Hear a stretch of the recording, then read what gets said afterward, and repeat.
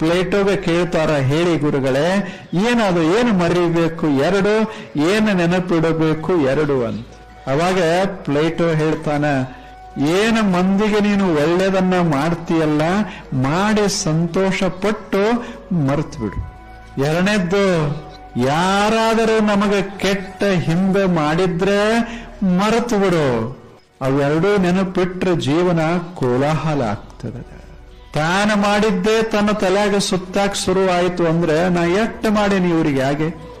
1 ದಿವಸ ಈ ಜನ ಬಂದು ಕೃತಜ್ಞತಾ ಸಲ್ಲಿಸ್ಯಾರೆ. ಹಗಲ ರಾತ್ರಿ ಕೆಲಸ ಮಾಡಿ ಇವ್ರ ಸಲುವಾಗಿ ನಿದ್ರೆ ಕಟ್ಟಿಕೊಂಡು ಅದು ಮಾಡಿ ಎಲ್ಲ ಮಾಡೇವಿ. ಆದ್ರೆ ಈ ಜನನೇ ಕೃತಜ್ಞರು ಅಂದ ಕೂಡಲೇ ತಾಪ ಶುರುವಾಗ್ತದೆ. ಯಾರು ಮಾಡತ್ ಹೇಳಿದ್ರು? ಇಷ್ಟು ತಾಪ ಮಾಡ್ಕೊಳ್ಳೋದಾದ್ರೆ ಅದ್ಯಾಕೆ ಮಾಡಬೇಕಾದ್ರೆ ನಾವ ಸಂತೋಷಕ್ಕಾಗಿ ಮಾಡೋದದೆ. ಅಕಸ್ಮಾತ್ ಒಂದು ಬಾಳೆಹಣ್ಣು ಬಿದ್ದಿತ್ತು, ಸಿಪ್ಪೆ, ಯಾರೇ ಬಿದ್ದಾರಲ್ಲ ಅಂತ ಹಿಂಗ್ ತೆಗೆದು ಹಾಕಿ ಎಲ್ಲಾ ಕಡೆ ನೋಡ್ದೆ, ಎಲ್ಲರೂ ಹೊಂಟಿದ್ರು.